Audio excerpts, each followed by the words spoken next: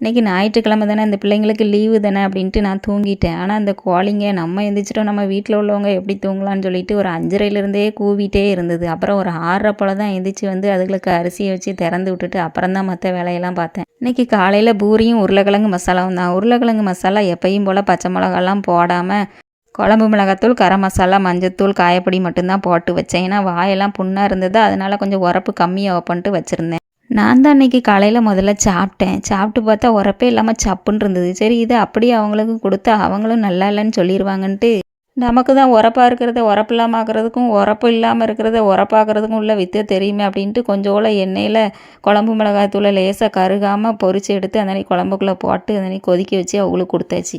காலையிலேயே சமையல் வேலை முடிக்கிற அன்னைக்கெல்லாம் நம்ம கரெக்ட் டயத்துக்கு சாப்பிட்ருவோம். ஆனால் இன்றைக்கி பகலில் கொஞ்சம் வேலை ஆகிப்போச்சு. 1 மணிக்கு தான் மதியானம் என்ன சாப்பாடு செய்யலாம் அப்படின்ட்டு யோசிக்கவே ஆரம்பிக்கேன். அப்போ என் மூளைக்கு தோணுனது தான், இன்றைக்கி கூட்டு குழம்புக்கெல்லாம் லீவ் விட்டுற வேண்டியதான், ஒரே 1 பாட் ரைஸாக வச்சிட வேண்டியதான் அப்படின்னு சொல்லி வைக்க ஆரம்பிச்சிட்டேன். ஆனால் பொரியலுக்கு கூட காய் நறுக்கிடலாம் போல். ஆனால் இந்த முருங்கலையை ஃபுல்லாக உருவி எடுக்கணும்னா என் கழுத்தெலும்பு குறுக்கெலும்பெல்லாம் டேமேஜ் ஆகிப்போச்சு. சரி முருங்கலையை சமைச்சி சாப்பிட்டுட்டு கழுத்தெலும்பு இடுப்பெலும்பெல்லாம் நம்ம ஒட்ட வச்சுக்கிடுவோம் அப்படின்ட்டு ஒட்ட வச்சாச்சு. குக்கரில் தாளிப்பெல்லாம் தாளிச்சிட்டு வெங்காயம், வெள்ளைப்பூடு, தக்காளி எல்லாம் சேர்த்து வதக்கிட்டு குழம்பு மிளகாத்தூள், மஞ்சத்தூள், காயப்பொடி எல்லாத்தையும் போட்டு நல்லா கலக்கிட்டு முருங்கலையும் போட்டு நல்லா வதக்கி தேவையான தண்ணியை ஊற்றி ஊற வச்ச அரிசியும் பருப்பையும் தூக்கி உள்ளே போட்டு வேக வச்சு எடுத்தோன்னு வச்சுக்கோங்களேன், நல்லா சூப்பரான பால்வாடி சோறு ரெடி ஆகிட்டு. அப்படி கொஞ்சம் சப்ஸ்கிரைபும் லைக் பட்டனையும் தட்டிட்டு போங்க.